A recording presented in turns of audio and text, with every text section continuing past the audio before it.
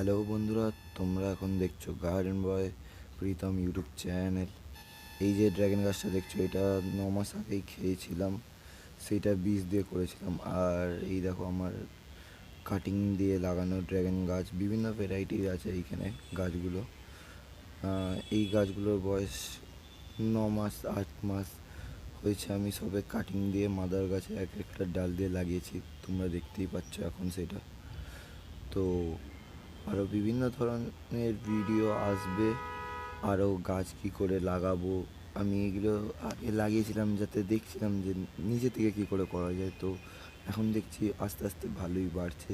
এখন অবধি ফল সেরকমভাবে পাইনি, কিন্তু গাছ আমার বাড়ছে, এটাতেই আমি অনেকটাই খুশি।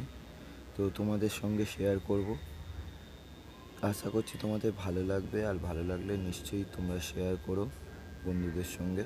টাটা।